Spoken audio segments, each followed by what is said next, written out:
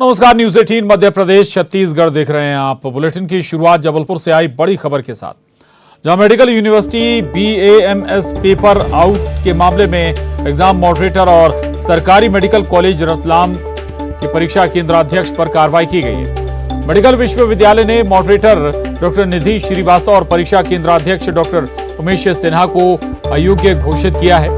10 जून को BAMS के anatomy paper में लापरवाही सामने आई थी। पेपर सभी केंद्रों पर लीक हो चुका था और छात्र संगठनों ने निजी आयुर्वेद कॉलेज को फायदा पहुंचाने का आरोप लगाया था। पेपर के मॉडरेशन में भी गलती सामने आई थी। प्रतीक अवस्थी हमारे साथ जुड़ गए हैं। प्रतीक, ये किस तरह की गलती थी, इससे क्या प्रभाव छात्र छात्राओं पर पड़ा, जिसके बाद ये एक्शन? प्रतीक, देखिए प्रशांत, 10 जून की बात है और मध्य प्रदेश में कहीं ना कहीं विरोध की आवाज और तस्वीरें भी हमें देखने को आई थी, जहां पर BAMS का पेपर जो है वो आउट हुआ था। और कुल मिला के ये जो पूरा मामला था, इस मामले को लेकर बेहद गंभीरता बढ़ती थी विश्वविद्यालय प्रशासन में शिकायत होने के बाद। फिलहाल के रूप में मेडिकल यूनिवर्सिटी द्वारा जो है एग्जाम मॉडरेटर और सरकारी मेडिकल कॉलेज रतलाम के परीक्षा केंद्र अध्यक्ष पर कार्रवाई है जो की गई है। मॉडरेटर डॉक्टर निधि श्रीवास्तव और परीक्षा जो केंद्र अध्यक्ष थे उमेश सिन्हा, इन्हें अयोग्य घोषित किया और इनके पद से इन्हें हटा दिया गया है। BAMS एनाटॉमी का पेपर था 10 जून को, और ये पेपर जब होना था उसके पहले ही लीक हो गया था, और लीक एक विशेष कॉलेज में ही ये लीक हुआ था, जिस वजह से ये उन्माद जो है वो खड़ा हुआ था और इस पूरे मामले को लेकर जांच भी बैठी थी। और जांच में कहीं ना कहीं मॉडरेशन की बात भी सामने आई थी। तो इस लिहाज से जब जांच बैठी तो 2 लोगों को फिलहाल प्राथमिक रूप से इसमें दोषी पाया गया है और तत्काल रूप से इन्हें अपने पद पे रहने हुए अयोग्य घोषित किया गया। तो एक प्राथमिक कार्रवाई है जो की गई है, लेकिन कार्रवाई की जब इतनी पर ही ना रुके, ये मांग भी उठ रही है, जो कि और भी लोग इसमें शामिल हैं। पेपर लीक हुआ था, शायद इसमें पैसों का भी कुछ आदान प्रदान हुआ होगा, इस बात की भी आशंका है। तो निश्चित रूप से और जांच इसमें हो सकती है। शुक्रिया प्रतीक पूरी जानकारी के लिए। और उधर VD शर्मा ने कमलनाथ पर बड़ा आरोप लगाया। उन्होंने कहा कि पंचायत और निकाय चुनाव में कमलनाथ छिंदवाड़ा में खरीद फरोख्त में जुटे हैं। साथ ही उन्होंने कमलनाथ से सवाल किया कि अनुसूचित जाति के जिला पंचायत सदस्य को कहां लेकर गए। कमलनाथ को इस आरोप का जवाब देना चाहिए। साथ ही उन्होंने कमलनाथ पर छिंदवाड़ा में अपराधीकरण का आरोप लगाया और कहा कि इस पर हम जल्द कड़ा निर्णय लेंगे।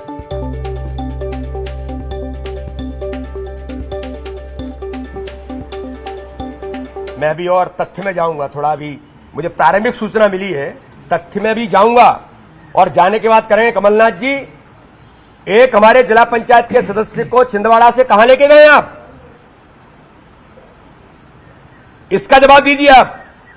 जो अनुसूचित जाति का भाई, जिसको आप यहां से दिल्ली और कहां लेके गए हैं, आप क्या करने वाले हैं छिंदवाड़ा के अंदर? यही केवल गुंडिज्म, यही केवल अपराधीकरण, यही केवल उठापटक, यही आपकी राजनीति की धारा है, केवल इतनी। मैं तो उसके बारे में भी गंभीरता से ले रहा हूं, अभी इस पर बात भी करूंगा। मैं एकदम अभी मैं गहराई में जाऊंगा तथ्यों में, मुझे जो प्रारंभिक जानकारी मिली है वो बोल रहा हूं। तो ये और अगर इसमें गंभीरता पाई गई तो इस पर हम कड़ा निर्णय करेंगे। रंजना दुबे हमारे साथ जुड़े हैं। रंजना, बेहद गंभीर आरोप PCC चीफ कमलनाथ पर VD शर्मा लगा रहे हैं, आधार क्या है?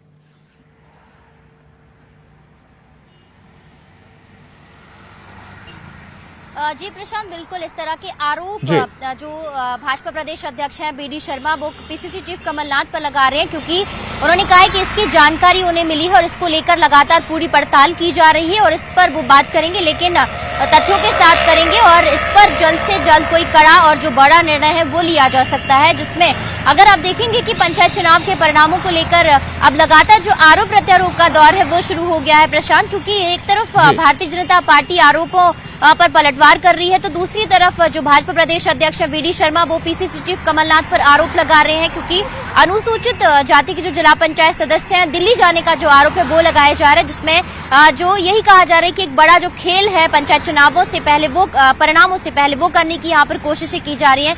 तो दूसरी तरफ जो कांग्रेस है वो भी भारतीय जनता पार्टी पर आरोप लगा रही है हॉर्स ट्रेडिंग के, खास करके जो खरीद फरोख्त को लेकर। तो इसको लेकर भी जो गृह मंत्री है नरोत्तम मिश्रा, उन्होंने चैलेंज किया है कांग्रेस पार्टी को कि अगर इस तरीके के सबूत उनके पास हैं खरीद फरोख्त को लेकर, तो वो पूरी तरह से आगे आए और हमारे साथ चलकर थाने में रिपोर्ट दर्ज कराएं और प्रमाण दे दें, तो इस बात की सच्चाई स्पष्ट हो जाएगी कि आखिर कहां से खरीद फरोख्त की शुरुआत हुई है। हालांकि अभी देखा जाए प्रशांत की जनपद पंचायत सदस्य और जिला पंचायत सदस्य चुने गए हैं, जिसके बाद अब अध्यक्ष चुने जाएंगे और अध्यक्षों की चुनाव को लेकर ही जो असली खेल है वो शुरू होगा। और इसी बात को लेकर अगर कहे तो जो आरोप प्रत्यारोप है वो शुरू हो गए। अब देखना यही होगा कि किसके आरोपों में कितना दम होता है और कौन किस तरीके के बिल्कुल रंजना, अगर ये पूरी रशाकशी सियासत चल रही है, इससे जाहिर होता है कि जिला पंचायत अध्यक्ष को लेकर या पंचायतों को लेकर भी दोनों सियासी दल बेहद गंभीर हैं। हालांकि किसी ने सिंबल किसी पार्टी का नहीं था जब चुनाव हुए। रंजना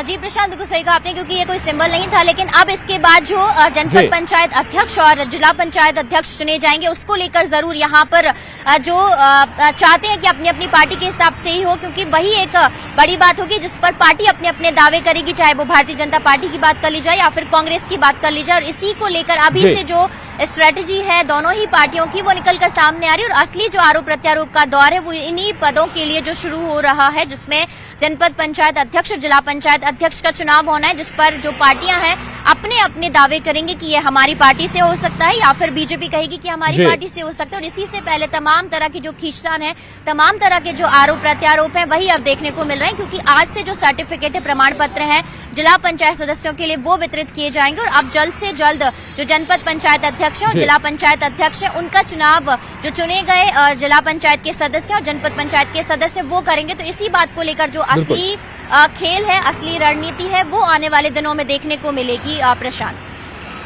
बिल्कुल बिल्कुल रंजना रहिएगा, लौटूंगा मैं आपके पास। और हमारे साथ बीजेपी नेता हितेश वाजपेयी जी जुड़े हैं।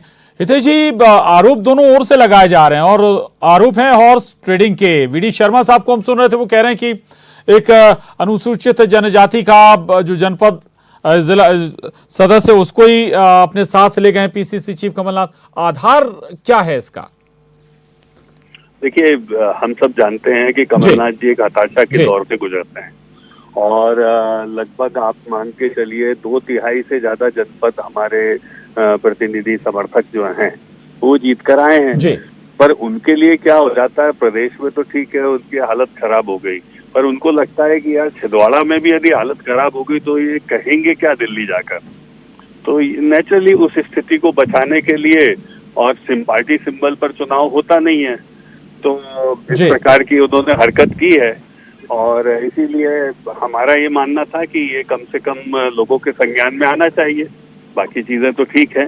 तो कमलनाथ जी चुपचाप जो काम कर रहे हैं, सोचने कि लोगों को पता नहीं लग रहा है, सबको पता लग रहा है। नहीं, लेकिन हितेश जी यही आरोप तो कांग्रेस आप लोगों पर लगा रही है, बीजेपी पर लगा रही है। देखिए, हमारी तो संख्या पूरी है ना साहब, आपके पास भी है, बड़े बड़े अखबारों ने छापा है, न्यूज पोर्टल्स पे सारी जानकारियां हैं, आप स्वयं भी बड़ा चैनल है, आप पता कर सकते हैं। तो हमारे पास जब 2/3 बहुमत है तो हमें क्या जरूरत है ये करने की? मोटिव क्या है हमारा? कोई मोटिव नहीं है।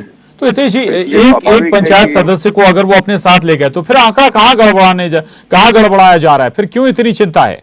ये नियत की बात है जी, वाकई में नहीं होगा, आपकी बात बिल्कुल सही है। लेकिन ये बताना कि भाई छिंदवाड़ा में अपनी केवल इज्जत बचाने के लिए अब वो पैसे का सहारा लेंगे, तो ये बहुत अच्छी बात थोड़ी ना है।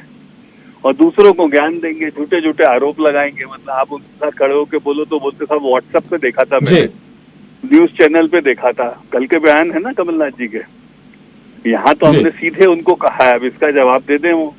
और यदि उस जनपद अध्यक्ष के साथ उनकी कोई रिश्तेदारी नहीं है तो उसको भाई उसके घर वापस भेज दें, करें इतना। जी ठीक है, ठीक है हितेश जी रहिएगा। अजय सिंह यादव जी कांग्रेस से हमारे साथ जुड़े हैं, प्रवक्ता कांग्रेस।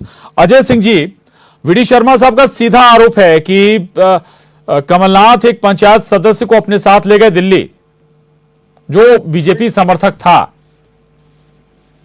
देखिए, भारतीय जनता पार्टी और उनके नेता केवल झूठ बोल सकते हैं, भ्रम फैला सकते हैं, क्योंकि पंचायत चुनावों में भारी हार हुई है भारतीय जनता पार्टी की, इसलिए भाजपा के नेता बौखलाहट में प्रपंच कर रहे हैं।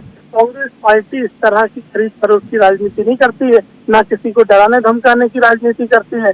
जब हमारी सरकार भी रही प्रदेश में, तब भी कभी किसी तरह की कार्रवाइयां कांग्रेस ने नहीं करी। छिंदवाड़ा में जिला पंचायत में 26 में से 18 सदस्य कांग्रेस के जीते हैं, अधिकांश जनपद सदस्य कांग्रेस के जीते हैं। तो ऐसे में हमें किसी को लाने ले जाने की आवश्यकता ही नहीं है। ये तो भारतीय जनता पार्टी भ्रम फैला रही है। जब पूरा बहुमत कांग्रेस का है तो किसी को कहीं ले अजय सिंह जी, इसी तरह का दावा हितेश जी का भी है। और यही सवाल मैं दोहराऊंगा जो मैंने हितेश जी से पूछा था कि भाई अगर आपके इतने सदस्य जीते हैं तो फिर चिंता क्यों कर रहे हैं आप? और फिर बीजेपी के समर्थक सदस्य को क्यों अपने साथ ले गए आप? देखिए, मैंने आपसे वही कहा कि ये भाजपा के जी। नेता झूठ फैला रहे हैं। कांग्रेस पार्टी द्वारा किसी सदस्य को कहीं नहीं ले जाया गया है, ना कांग्रेस के सदस्यों को, ना अन्य पार्टी के सदस्यों को। इस तरह की राजनीति केवल भाजपा करती है। अभी आपने गुवाहाटी का इंसिडेंट देखा, मध्य प्रदेश का बेंगलोर कांड देखा, राजस्थान, गोवा, कोई राज्य बचा है क्या जहां भारतीय जनता जी। पार्टी ने इस ठीक है। तरह के काम न किए हो? कांग्रेस इस तरह की राजनीति नहीं ठीक। करती है, भाजपा की संस्कृति है। ठीक ठीक ठीक ठीक है हितेश जी, कम शब्दों में एक कमेंट इस पर जरूर, पुराना ट्रैक रिकॉर्ड याद दिला रहे हैं अजय जी आपका। देखिए, 18 राज्यों में हमारी सरकार जी। है, एनडीए की सरकार है। राष्ट्रपति पद का चुनाव हो रहा है, उसमें भी आप देख रहे हैं हमारी तो जीत की भी तैयारी है, आगे हमारा सारा कार्यक्रम तय है। तो कांग्रेस एक बहुत हताश जी। और निराश नेतृत्व के अधीन चल रही है। तो स्वाभाविक है कि इस प्रकार की हताशापूर्वक घटनाएं वो कारित करेंगे, लेकिन इससे बहुत कुछ होना जाना नहीं है। हमारा प्रारंभिक सदस्य है, प्राथमिक सदस्य है, हम जानते हैं इस बात को। बेहतर होगा कि उसको जनता के सामने वो प्रस्तुत करें। ठीक है, शुक्रिया हितेश वाजपेयी जी, अजय सिंह यादव जी, बहुत धन्यवाद न्यूज़ 18 से बात करने के लिए। रंजना हमारे साथ जुड़ी हुई थी। रंजना